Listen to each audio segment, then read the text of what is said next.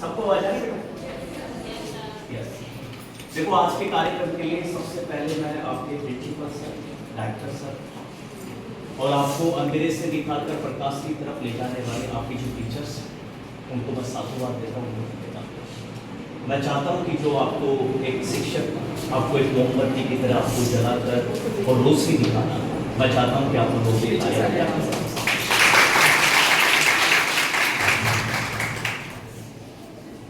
हम जो लोग आए हैं वो गुरु कृपा नसीब अकादमी से। गुरु कृपा नसीब अकादमी के फाउंडर हमारे साथ में आचार्य विभीषण आने वाले इधर बिठा दो।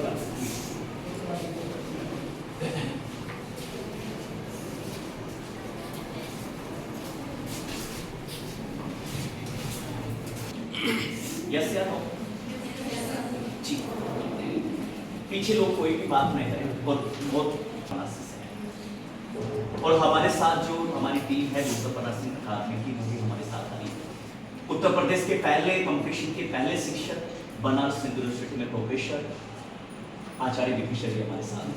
मैं चाहता हूं कि आचार्य विभीषण के लिए आप बहुत जबरदस्त तालियां बजाएं।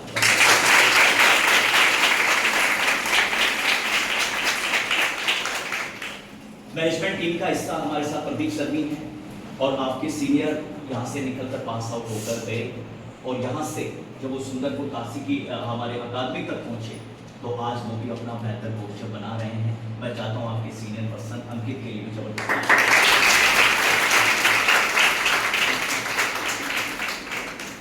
मित्रों, हम आपके बीच क्यों आए इस बात के लिए मैं आपको 3 से 4 मिनट में आपके साथ मेरी बातचीत आपके साथ करूँगा।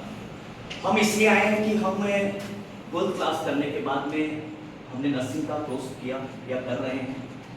तो नर्सिंग का कोर्स करते समय या कर रहे हैं तो उस बात में एक सपना आया कि मुझे कुछ बनना है।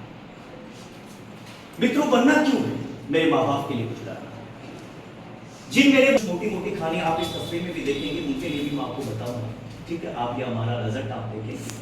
मित्रों, मुझे बहुत खुशी हुई, ये हम गांव डाणी शहर में इतनी दूर से हम आपके पास चल के क्यों आए। हमने देखा हमारे जो बच्चे गांव डाणी से जो निकलकर और हमारे पास अकादमी में गई और वो बेटियां आज वो कोई डायलियम्स में है, कोई हमारी बीएचयू में है, कोई हमारी जितनी भी मेडिकल कॉलेज है आज यहाँ पर समझ जाएगा। मित्रों, आपको बहुत खुशी होगी, जिस सेक्टर में हम बैठे उस सेक्टर की सैलरी 70 से 80 हज़ार रुपये। यदि आप बीएचयू में रखती हैं तो कम से कम 1 लाख रुपए सैलरी आती। तो आज का सेमिनार किस लिए? हम चाहते हैं कि आप मोटिवेशन आपको पता हो कि मेरा जॉब कहाँ है, मैं जिस क्षेत्र में काम कर रही हूँ, मैं जिस क्षेत्र में शिक्षा ले रही हूँ, उस क्षेत्र में मेरे जॉब कहाँ है आप लोगों को पता ही नहीं। शायद आज आप लोगों को पता लगेगा। इसलिए मैं कह रहा हूँ आज की जो क्लासेस है 5 मिनट की जो क्लासेस आपका जीवन बदल देगी। मित्रों, मैं आपके सामने मैं एक चीज और बताता हूँ। कलाम साहब कहा करते थे, बिन शिक्षा इंसान पशु के समान। कहने का मतलब कि यदि कोई इंसान शिक्षा नहीं ले रहा है तो हमारे घर में जो पशु बन रहा है और हम दोनों एक ही। क्यों? इसका एक कारण है, उसको भी आइडिया नहीं आ रहा कि मुझे क्या करना है, उसमें भी सपना नहीं आ रहा और हमें भी सपना नहीं आ रहा। तो कलाम साहब कहा करते थे, यदि हमारी अंतिम क्षेत्र की खेत में रहने वाली बेटी ये सपना ले ले कि मुझे भी कुछ बनना है। मित्रों, बहुत खुशी होती है जब खेत की, गरीब की, किसान की बेटी जब यहां से निकलकर वो दैनिक तक जाती है। और मेरे पास यहाँ बहुत हजारों लड़कियां जब पढ़ के गई 10 साल के कैरियर में, तो मुझे इतनी खुशी होती है जब उनके माँ बाप को सुरक्षा का पता चलता है। तो मैं कहता हूँ आज तो हम नकली ताली बजा रहे हैं, जिस दिन असली ताली बजाएंगी जब यहाँ की बेटियां निकलकर और एंड तक का सफर तय करेंगी।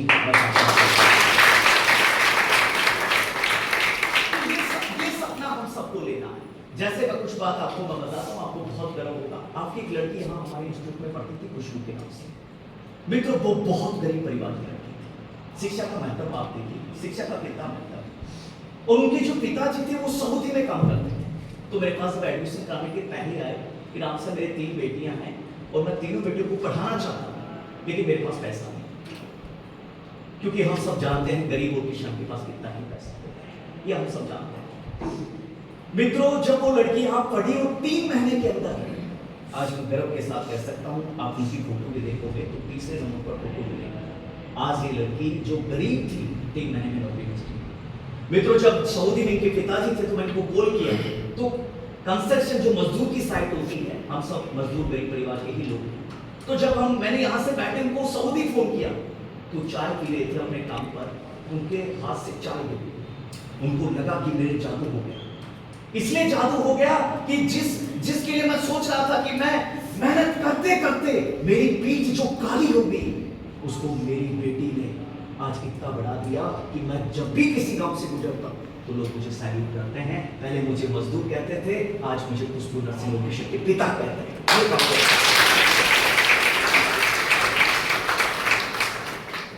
बेटियों, जब आप भी इस सेक्टर से निकलकर कॉलेज में एक चीज लिखी होती है, ज्ञानार्थो सेवा। आप जिस कॉलेज में बैठी हैं शायद भाग्यशाली, ज्ञान के लिए आप बैठी हैं, और जब 3 साल बाद में या जो लास्ट ईयर के कैंडिडेट हैं वो अगले ही साल या नवंबर में ही निकल के जाएंगे, तो पीछे देखना आप 6 रोज कॉलेज के पीछे ज्ञान के लिए तो आप आगे देखें जब आपने एडमिशन लिया, और पीछे देखना आपको एक चीज दिखाई देगा, सेवा। और मन में ये लगेगा मित्रों कि मैं सेवा के लिए कब जाऊंगी मेरे गांव से, मैं यहां मेरे गांव से चलकर मैं कब बनारस में बीएचयू तक जाऊंगी। और जिस दिन ये सपना अपने आप को आने लग जाएगा, मैं कहता हूं वो दिन दूर नहीं जब देश की बेटियों पर गर्व होगा। मित्रों, गर्व होगी क्यों ना, जहां देश की सबसे टॉप पोस्ट है वहां आज कौन बैठा, हमारे राष्ट्रपति महोदय साहब बैठे। आप देखिए, तो मैं चाहता हूं कुछ भी सफल, यदि आप देखेंगी बेटियां, देखिए सच में आपसे यही कहना चाहता हूं मेरे अंतिम शब्दों में, यदि आप विचार करेंगी, आप समझेंगी, तो मैं ये चाहता हूं कि आप भी अपना सपना पूरा कर सकते हैं। इनके साथ ही मैं, जिनके लिए आप सुनने के लिए बैठी हैं आप सब, और उत्तर प्रदेश के कॉम्पिटिशन के पहले शिक्षक जिनका मैं हजारों का एग्जाम्पल दिया, उनके सर की पढ़ाई में वो सब लोग हैं। मैं चाहता हूँ कि सर के जोरदार तालियों के साथ सर का मैं स्वागत करता हूँ कि सर आओ, सर बच्चों का नाम।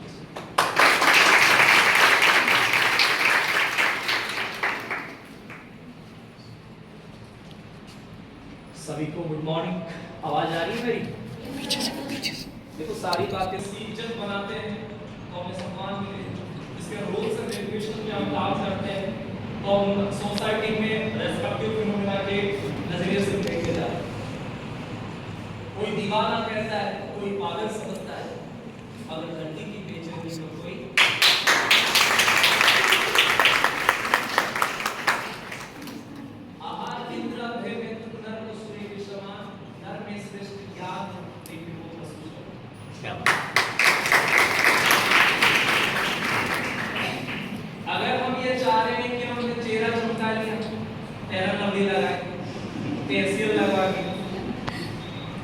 बहुत अच्छी बात है। First impression is the last impression, looking is the must.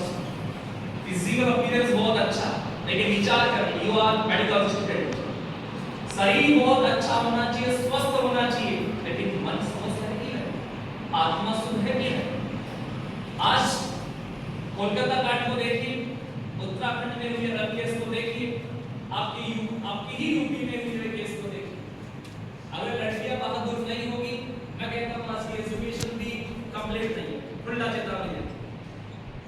हमारे को एजुकेशन में ये समझाया जा रहा है कि ओनली नर्सिंग क्या होती है, वाइटल्स क्या होते हैं। मैंने 5 स्ट्रीम से पीएचडी कर रहा हूं, अपीयरेंस फॉर्म में चल रहा है, इसलिए मैंने मेरी रिसर्च में क्या पाया और हमने यहाँ आने का क्यों कहा।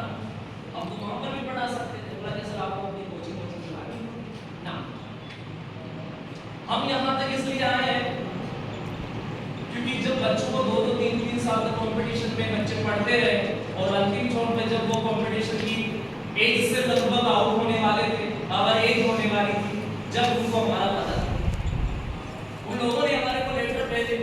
आज हम उत्तर प्रदेश में नहीं, आपको गर्व होगा, जम्मू कश्मीर, पंजाब, हरियाणा, दिल्ली, मध्य प्रदेश, राजस्थान जैसे बहुत बड़े-बड़े राज्यों में कवर करें।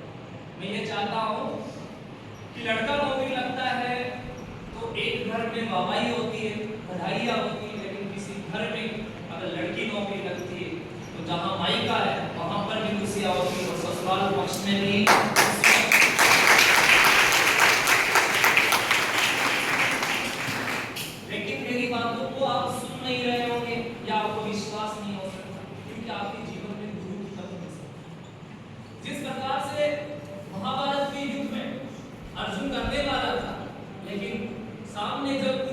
तो अपने ही लोगों को देखा तो उसने हथियार डाल दिए, उसने बाण छोड़ दिया और कहा कि हे कृष्ण, हे भगवान, मैं नहीं कर पाऊंगा, इनसे मैं नहीं लड़ पाऊंगा।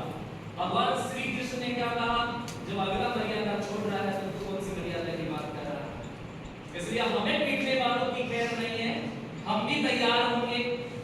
हेल्थ का पहला ही डेफिनेशन सुनाया जाता है, health is the complete physical, mental, social and spiritual wellbeing, not only in absence of the disease. किसी बीमारी का नाम अपना स्वास्थ्य नहीं है, आप फिजिकली अच्छे रहे लेकिन मेंटली भी अच्छे रहे।